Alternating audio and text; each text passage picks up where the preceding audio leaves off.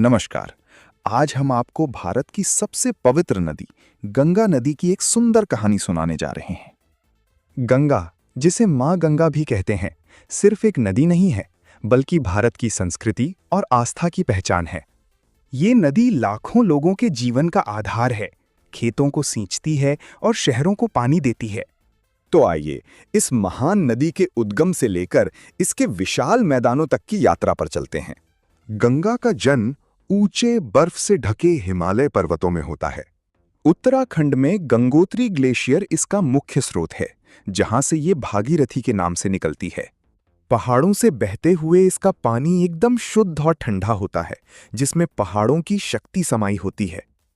देवप्रयाग में अलकनंदा से मिलकर ये गंगा कहलाती है और फिर ये मैदानी इलाकों की ओर बढ़ती है। हरिद्वार में गंगा पहली बार विशाल मैदानों में उतरती है, जहां इसका रूप शांत और विस्तृत हो जाता है। मैदानों में ये नदी किसानों के लिए वरदान साबित होती है। उपजाऊ जमीन को सींचकर भारत को समृद्ध बनाती है। गंगा सिर्फ एक नदी नहीं, बल्कि करोड़ों भारतीयों की आस्था का केंद्र है। इसके तट पर कई पवित्र शहर बसे हैं। वाराणसी, हरिद्वार जैसे शहरों में घाटों पर रोजाना हजारों लोग पूजा अर्चना और स्नान करने आते हैं। यहाँ लोग गंगा में डुबकी लगाकर अपने पाप धोने और मोक्ष प्राप्त करने की कामना करते हैं।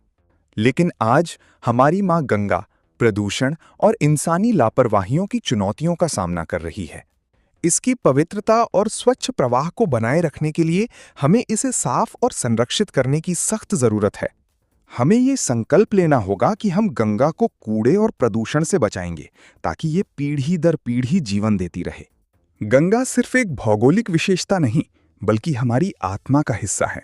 इसका शांतिपूर्ण और अथक प्रवाह हमें जीवन में निरंतरता और पवित्रता का संदेश देता है। आइए हम सब मिलकर इस अनमोल धरोहर की रक्षा करें। धन्यवाद।